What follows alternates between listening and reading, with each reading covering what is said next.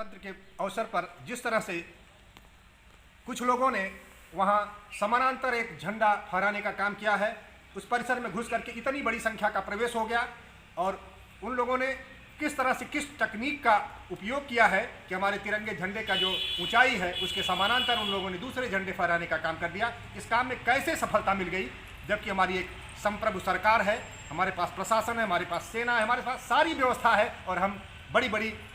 कवायदें करते हैं, हम बड़े बड़े दावे भरते हैं कि हम किस तरह से सुरक्षित हैं, किस तरह से हमारे सामने कोई परिंदा पर नहीं मार सकता। इस तरह की बड़ी बड़ी बातें तो की जाती हैं, लेकिन आज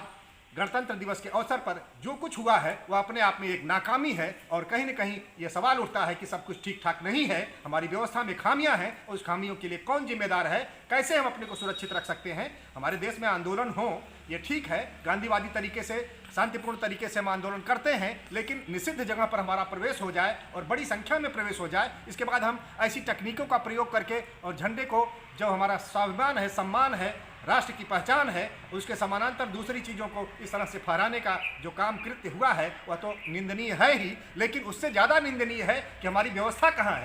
है वो लोग जो दम भरते हैं कि हमारा राष्ट्र सुरक्षित है, संप्रभु है और उसकी संप्रभुता पर आँच नहीं आने देंगे, उसमें कहीं कोई ऐसी बात नहीं होने देंगे। आखिर वो कौन लोग हैं जो वहाँ तक पहुँच सके और पहुँच करके इस तरह का कृत्य कर सके हैं? इसकी जवाबदेही किसकी है?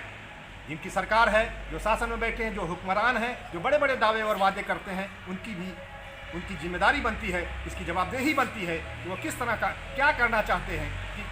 जानबूझ करके मिली भगत करके इस तरह का माहौल बनाना चाहते हैं कि सारे देश के लोग एक ऊहापोह में हों, वो कुछ समझ न पाएँ कि किसान आंदोलन की गलती है कि सरकार की गलती है। लेकिन जो कुछ भी है यह सब कुछ ठीक ठाक न होने का एक संकेत है और अपने आप में दुखद है। और मैं हर देश के जो सचेत लोग हैं, युवा हैं, किसान हैं, उनसे भी कहना चाहता हूं कि हमें अपने आंदोलन को इस स्तर पर नहीं ले जाना चाहिए कि हमारे पर उंगली उठे और लोग शक करें। और इस देश की ऊर्जा, जिस ऊर्जा को इस राष्ट्र के निर्माण में लगना चाहिए, चाहे वह सरकार में बैठे हुए लोगों की ऊर्जा हो, नौजवानों की ऊर्जा हो, किसानों की ऊर्जा हो, इस देश की कोई भी ऊर्जा, उस सारी ऊर्जा का एक समन्वित स्वरूप, एक साझा मंच होना चाहिए जो इस राष्ट्र के निर्माण के लिए प्रतिबद्ध हो। हमें पूरी ताकत से लग करके अपने देश का निर्माण करना है। अभी हम प्रगतिशीलता की दिशा में, हम विकासशील हैं, हम विकसित देशों की श्रेणी में अभी भी नहीं हैं, क्योंकि हमारे अंतिम आदमी की खुशहाली की क्या स्थिति है उसकी तरफ अगर हम निगाह डालते हैं तो अभी भी हमें बहुत चीज़ों में आज़ादी पानी है। हम गरीबी से आज़ाद अभी नहीं हुए, हम अशिक्षा से आज़ाद नहीं हुए, हम न्याय के क्षेत्र में भी अभी उस तरह की प्रगति नहीं कर पाए हैं कि देश के हर नागरिक को न्याय सस्ता और सुलभ हो। ये स्थितियाँ अभी नहीं हैं। ऐसे में हमारे राष्ट्र के सामने बहुत सारे मुद्दे हैं। ये अलग बात है कि हमारी सरकारें अभी भी जनपक्षधर और लोक कल्याणकारी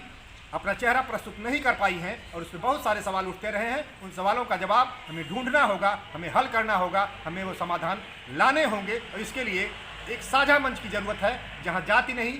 दल नहीं, वर्ग नहीं, प्रांत नहीं, भाषा नहीं, इन सारी चीज़ों से ऊपर, इनसे निरपेक्ष होकर दल निरपेक्ष